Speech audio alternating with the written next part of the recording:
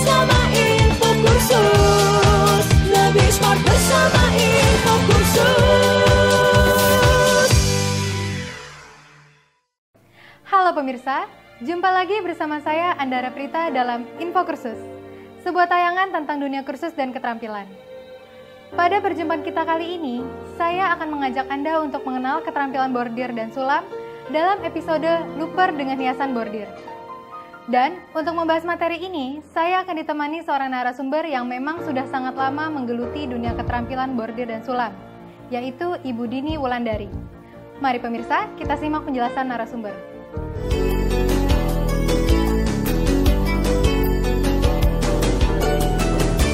Baiklah pemirsa, pada kesempatan kali ini kita akan membahas tentang keterampilan bordir dan sulam. Untuk kesempatan kali ini kita akan membuat looper dengan hiasan bordir.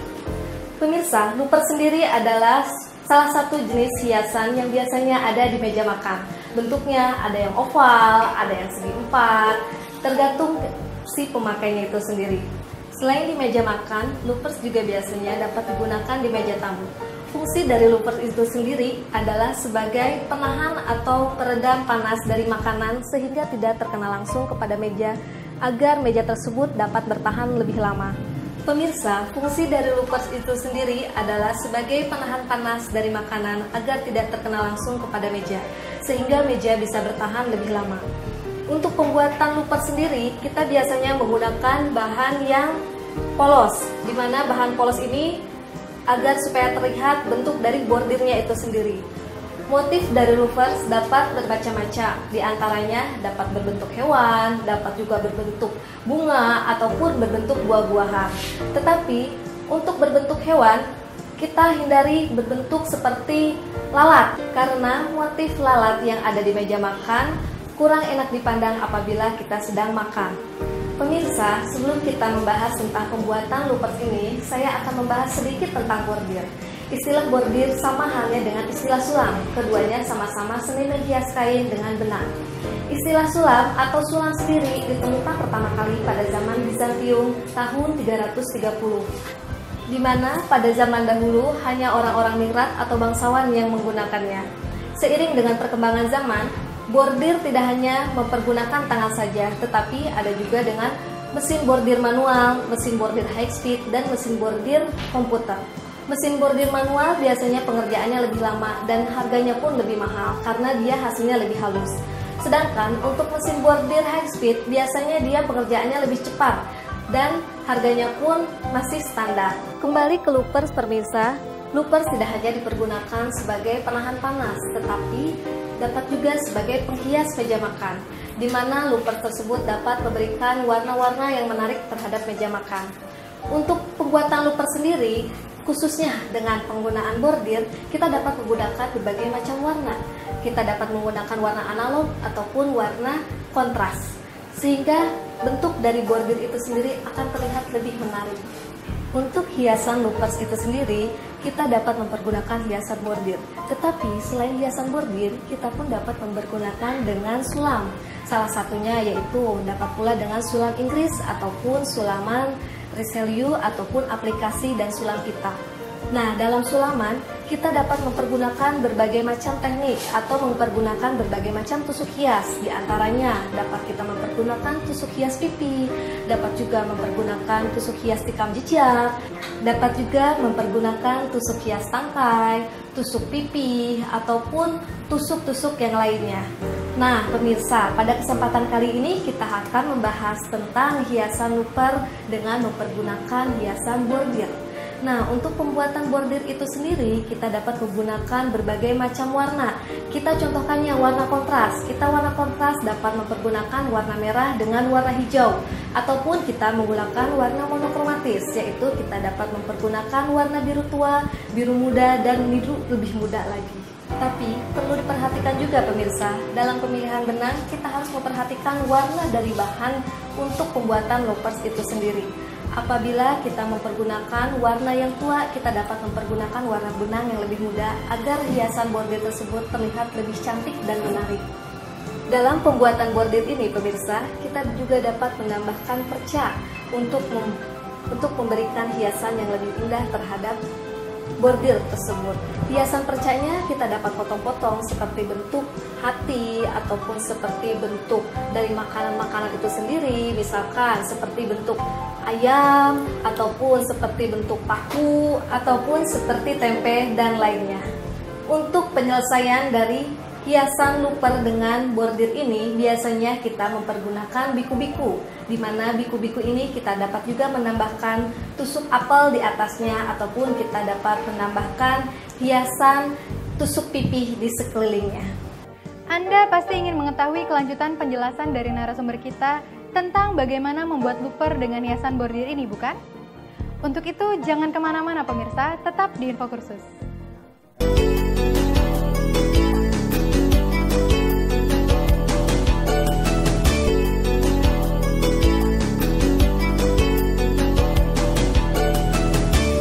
Masih di Info Kursus pemirsa, dan masih bersama saya Andara Prita dan narasumber kita Ibu Dini Wulandari yang kembali akan melanjutkan pembahasan tentang keterampilan bordir dan sulam dalam episode luper dengan hiasan bordir.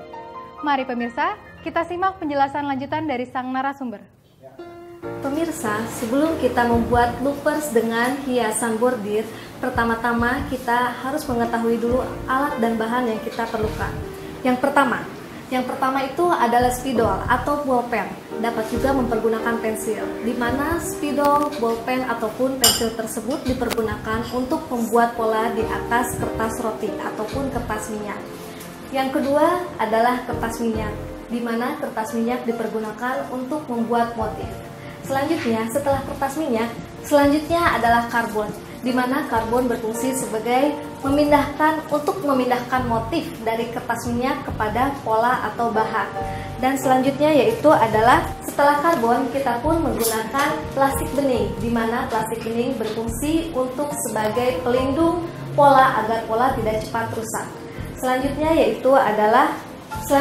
adalah jarum pentul. Jarum pentul kita pergunakan sebagai penyemat atau sebagai supaya motif tidak bergerak sewaktu dipindahkan kepada bahan. Yang selanjutnya yaitu gunting. Kita di sini mempergunakan berbagai macam gunting, yaitu yang pertama ada gunting kertas, ada juga gunting bahan, ada juga dengan gunting bordir. Yang pertama adalah gunting kertas, di mana gunting kertas kita pergunakan untuk menggunting pola atau motif yang telah tadi kita pertama buat di atas kertas minyak. Yang kedua yaitu gunting bahan. Gunting bahan ini kita pergunakan untuk menggunting bahan, untuk membuang sisa-sisa bahan ataupun untuk memotong bahan itu sendiri. Dan yang ketiga adalah gunting bordir. Gunting bordir ini kita dapat mengetahui berbeda dengan gunting yang lainnya. Dia memiliki ciri khas yaitu bagian depannya agak lengkung. Nah, di sini biasanya kita pergunakan untuk menggunting sisa-sisa benang dari hasil membordir. Lalu, alat berikutnya adalah jarum, di mana jarum ini dipergunakan sewaktu kita membordir.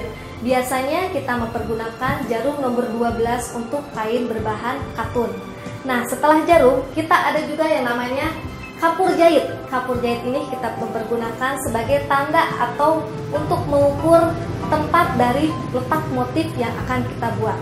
Nah, untuk selanjutnya, ini yang tidak boleh ditinggalkan, yaitu adalah pemidangan. Pemidangan ini kita mempergunakannya sebagai tempat untuk pegangan tangan kita sewaktu membordir, di mana fungsinya adalah untuk agar bahan tersebut menjadi tegang sehingga dapat mudah untuk dibordir. Selain alat, kita pun mempergunakan bahan. Yang pertama yaitu adalah bahan katun, di mana bahan katun yang kita pergunakan ini adalah bahan katun polos. Kenapa kita mempergunakan bahan katun polos? Agar supaya nanti hasil bordirannya lebih terlihat dan lebih tampak cantik. Bahan selanjutnya adalah benang. Benang ini kita pergunakan untuk membordir, di mana benang yang kita pergunakan adalah benang bordir dengan berbagai jenis warna. Ada warna yang merah, ada juga warna pink dan warna hijau. Itu tergantung selera kita masing-masing atau sesuai dari motif dari yang pertama kita buat. Dan hal yang tidak kalah penting ya pemirsa adalah meteran, di mana meteran tersebut kita pergunakan untuk mengukur panjang dan lebar dari loper tersebut agar ukurannya sesuai dengan apa yang kita harapkan.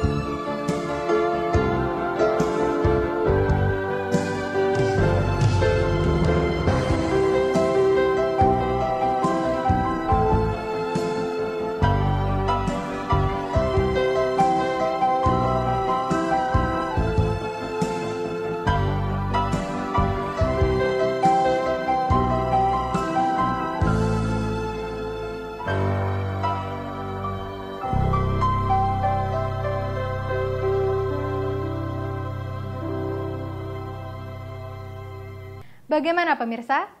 Penjelasan narasumber tentang looper dengan hiasan bordir ini sudah cukup jelas bukan? Atau Anda masih penasaran? Untuk itu, jangan kemana-mana karena kami masih akan kembali sesaat lagi.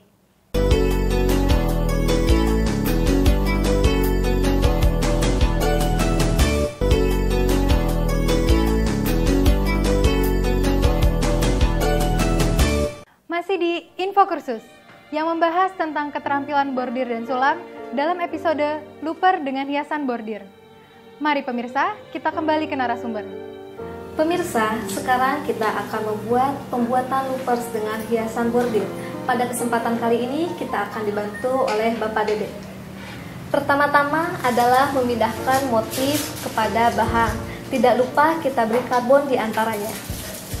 Pemirsa dapat perhatikan, setelah karbon disimpan di antara motif dan bahan, kita sematkan jarum pentul. Jarum pentul ini berfungsi sebagai penyemat atau agar bahan tidak bergerak. Setelah itu, kita dapat mempergunakan plastik di atas motif atau gambar yang sudah kita buat di atas kertas minyak. Kemudian, kita dapat jiplak atau kita dapat memindahkan motif yang ada menyesuaikan dengan bentuk pola yang telah kita buat sesuai dengan motif yang sudah ada. Pemirsa, kenapa kita mempergunakan plastik di atas motif tersebut? Fungsinya adalah untuk melindungi motif agar motif tersebut tidak cepat rusak, sehingga motif tersebut dapat kita pergunakan beberapa kali dan dalam jangka waktu yang lama. Setelah motif kita jiplak atau kita pindah dari kertas minyak ke pola, kita dapat membuka jarum pentul perlahan-lahan. Kita simpan jarum pentul tersebut di tempat yang aman. Kita dapat lihat hasilnya di sini. Motif yang ada di dalam kertas minyak telah berpindah ke bahan. Langkah selanjutnya adalah kita memasang pemidangan. Pemidangan ini terdiri dari 2 buah cincin, di mana cincinnya dapat dilepas. Dan fungsi dari pemidangan itu sendiri adalah sebagai alat untuk membuat bahan itu menjadi lebih tegang sehingga nanti mempermudah kita dalam membordir. Setelah kita menyimpan bahan pemidangan, kita dapat mengetes ini pemidangan apakah sudah bagus atau belum. Kita dapat dengar dari bunyinya. Apabila kita sudah terdengar bunyi seperti gendang, itu tandanya berarti pemidangan tersebut sudah terpasang dengan baik. Nah pemirsa, setelah kita memasang pemidangan, kita dapat memulai dengan membordir. Pemirsa, sebelum kita melakukan membordir, kita harus memperhatikan K3 dari membordir itu sendiri. Yang pertama adalah mempergunakan celemek, di mana celemek ini berfungsi sebagai pelindung pakaian dari sisa-sisa benang. Setelah mempergunakan celemek, selanjutnya yaitu mempergunakan masker, di mana masker berfungsi sebagai pelindung hidung dan mulut dari sisa benang. Nah pemirsa, sekarang kita akan memulai membordir. Pak Dede akan mempraktekkannya. Bisa kita lihat? Pak Dede mulai mencari motif yang mana yang sesuai dengan bahan atau warna yang telah kita pasang.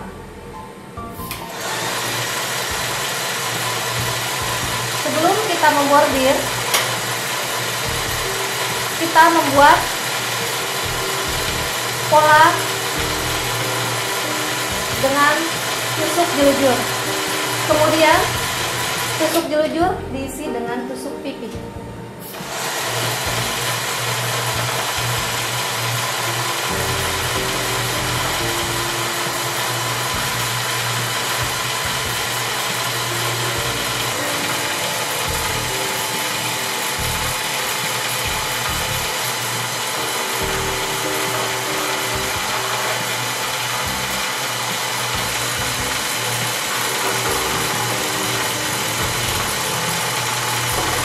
Nah pemirsa, setelah kita membuat motif bunga, kita lanjutkan dengan motif daun dan motif tangkai.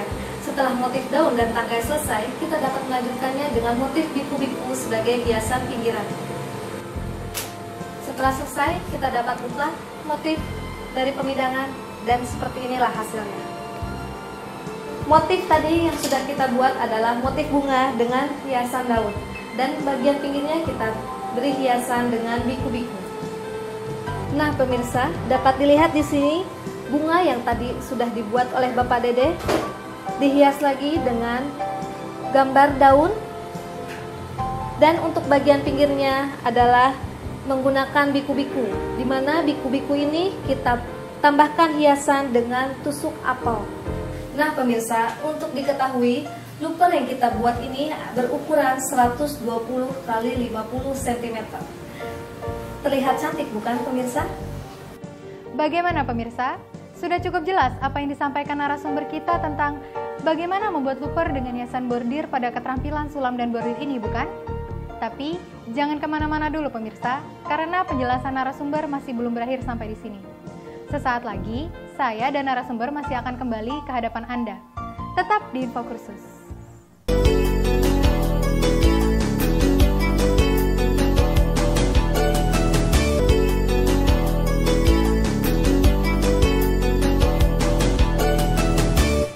Masih di Info Kursus pemirsa, dan masih bersama saya Andara Prita dan narasumber kita Ibu Dini Wulandari yang membahas tentang bagaimana membuat luper dengan hiasan bordir. Selanjutnya, mari kita kembali ke narasumber. Nah pemirsa, tadi telah kita saksikan pembuatan luper dengan hiasan bordir.